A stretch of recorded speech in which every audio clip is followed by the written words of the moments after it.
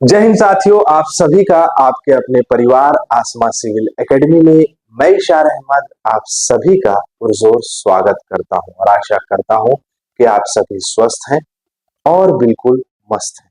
मेरे प्रिय साथियों, आज हम 10 सितंबर के इम्पोर्टेंट करंट अफेयर्स पढ़ेंगे जो कि हमारे एग्जाम के लिए बहुत ही महत्वपूर्ण होने वाला है। तो अगर आप इस चैनल में नए नए हैं तो चैनल को सब्सक्राइब कर लें और अगर पहले से इस चैनल में है तो मेरे प्रिय साथियों, आपसे एक वीडियो का शेयर बनता है। इस वीडियो को शेयर जरूर करिएगा। तो चलिए अपना सत्र प्रारंभ करते हैं और एक सकारात्मकता के साथ इस सत्र को प्रारंभ करा जाएगा। लेखक कहता है, तरक्कियों की दौड़ में उसी का जोर चल गया, बना के रास्ता जो भीड़ से निकल गया। मेरे प्रिय साथियों, इर्द गिर्द आप सभी की भीड़ नजर आती होगी, लेकिन अगर हमारी मानसिकता भीड़ के प्रति आगे बढ़ना होगा तो हमारी सफलता जो है वो कहीं ना कहीं पीछे चले जाएगी।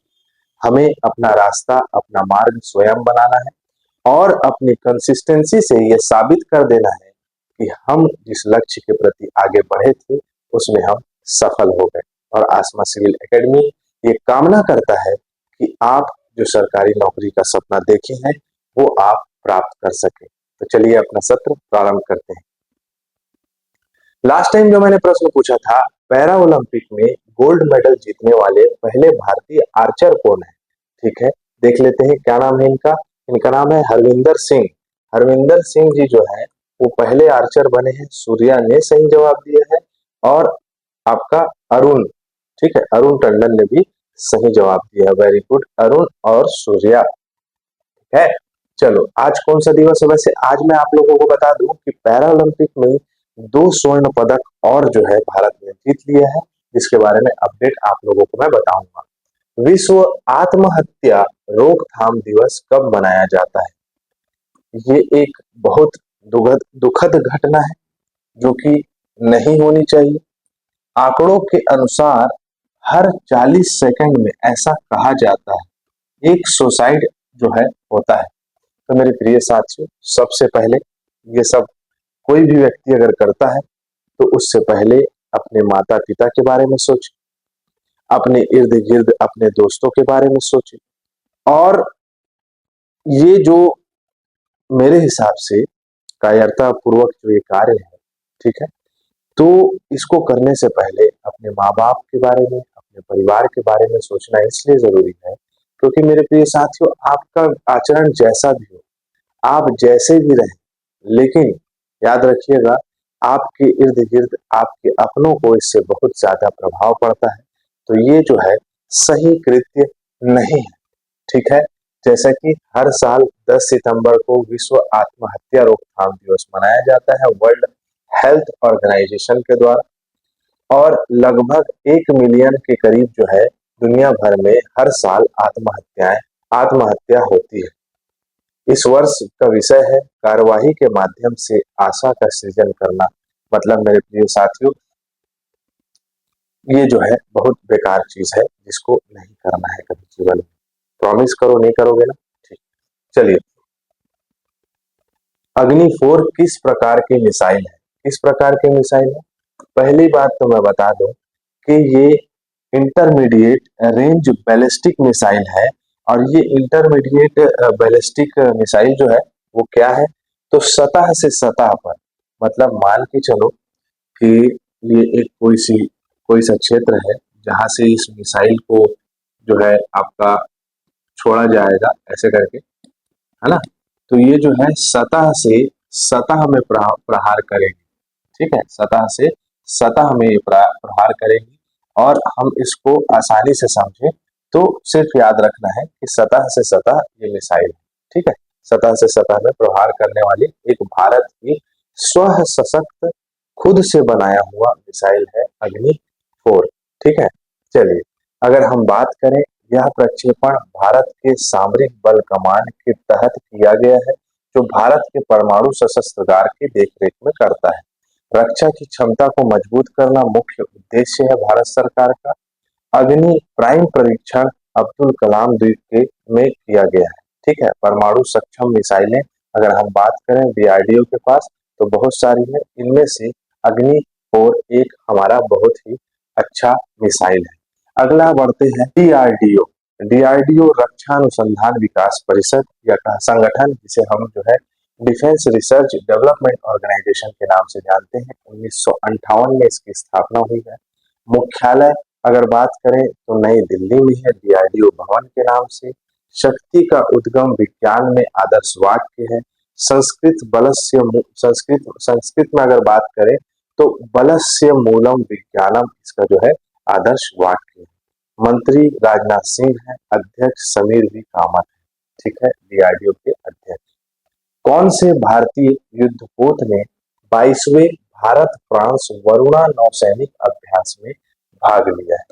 ये वरुणा जो आपका नौसैनिक अभ्यास है, इसका संस्करण जो है वो 22वां है, ये पता होना चाहिए आपको, पहला तो। दूसरी बात, आईएनएस तबर इसमें पार्टिसिपेट करेगा।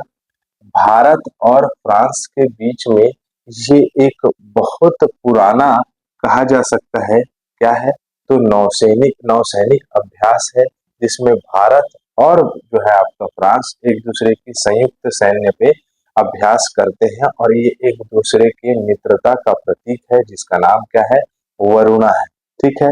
2001 में इसे स्टार्ट किया गया था, ठीक है, जिसका 22वां संस्करण ये है, क्लियर। और हमारा आईएनएस तबर इसमें पार्टिसिपेट करेगा, क्लियर। तकनीकी वस्त्र क्षेत्र में R&D रिसर्च एंड डेवलपमेंट के लिए सरकार ने कितना आवंटित किया है? तो कितना आवंटित किया है, तो कुल कुल 1400 करोड़ रुपए जो है वो आवंटित किया गया है रिसर्च एंड डेवलपमेंट में। मेरे प्रिय साथियों, ये एक बहुत अच्छी पहल है, जिसमें सरकार जो है नवाचार पे ध्यान देते हुए इस क्षेत्र में या रिसर्च एंड डेवलपमेंट में खर्चा कर रहे हैं, ठीक है। आगे बढ़े, चलो। अगला है पेरिस पैरालंपिक में पुरुषों की हाई जंप T64 स्वर्ण पदक किस भारतीय एथलीट ने जीता है? किस एथलीट ने जीता है? तो आपको पता होना चाहिए, उनका नाम है प्रवीण कुमार। ये पैरा ओलंपिक में ये स्वर्ण पदक 6वां हो गया हमारे पास, ठीक है। अभी एक और बताऊंगा। तो प्रवीण कुमार ने हाई जंप में टोटल 2.08 मीटर का छलांग लगाया और स्वर्ण पदक जीता है, ठीक है। टोटल 6 स्वर्ण पदक हो गए। अंडर 20 विश्व कुश्ती चैंपियनशिप में महिलाओं के 76 किलोग्राम वर्ग में किस भारतीय पहलवान ने स्वर्ण पदक जीता है? जिसका नाम है क्या, जिनका नाम है अवनी अवनी लेखरा नहीं भाई, ज्योति बरवाल जी जो है, उन्होंने अंडर 20 विश्व कुश्ती चैंपियनशिप में महिलाओं के 76 वर्ग किलोमीटर बोलता हूँ भाई, 76 किलोग्राम के वजनी खेल में जो है उन्होंने स्वर्ण पदक जीता है। बहुत अच्छी उपलब्धि है इसकी। राष्ट्रीय स्वच्छ वायु कार्यक्रम के तहत PM10 स्तरों पर कितना प्रतिशत तक के कम करने का लक्ष्य किया गया है, जिसमें सूरत राज्य पहला नंबर में आया है। इस बार जो राष्ट्रीय स्वच्छ वायु कार्यक्रम हुआ है 2025-26, इसमें 40% तक के जो है हम क्या करेंगे, वायु प्रदूषण को कम करेंगे, ये कहा है हमने, ठीक है, ये संकल्प लिया है हमने। तो मेरे प्रिय साथियों, आप देख सकते हैं कि सूरत का गुजरात पहले नंबर में है, छत्तीसगढ़ का रायपुर जो है वो 12वें नंबर में है। 3 लाख से 1 मिलियन जनसंख्या वाले शहर में फिरोजाबाद पहले नंबर में है, अमरावती महाराष्ट्र का दूसरे नंबर में है, झांसी उत्तर प्रदेश तीसरे नंबर में। 3 लाख से कम जनसंख्या वाले शहर में बरेली जो है उत्तर प्रदेश का, वो पहले नंबर में है, तीसरे नंबर में है नालागढ़, ठीक है, नलागढ़। स्वच्छ वायु सर्वेक्षण में प्रदूषण को कम करने के लिए 40% प्रदूषण कम करने का लक्ष्य रखा गया है। सितंबर 2024 में अंतरराष्ट्रीय क्रिकेट से संन्यास की घोषणा करने वाले इंग्लैंड के कौन से क्रिकेटर हैं, जिनका नाम है मोइन अली? इनका सिलेक्शन नहीं हुआ इस बार के टूर्नामेंट में, तो ये जो है क्या कर लिए, संन्यास ले लिए। यहाँ देख सकते हो कि ऑस्ट्रेलिया के खिलाफ आगामी क्रिकेट में इनका सिलेक्शन नहीं हुआ, तो इन्होंने सोचा कि आगे खिलाड़ियों को हम क्या करते हैं, मौका देते हैं, हम संन्यास ले लेते हैं। तो इन्होंने संन्यास ले लिया है। बहुत अच्छे खिलाड़ी रहे हैं ये इंग्लैंड के, ठीक है।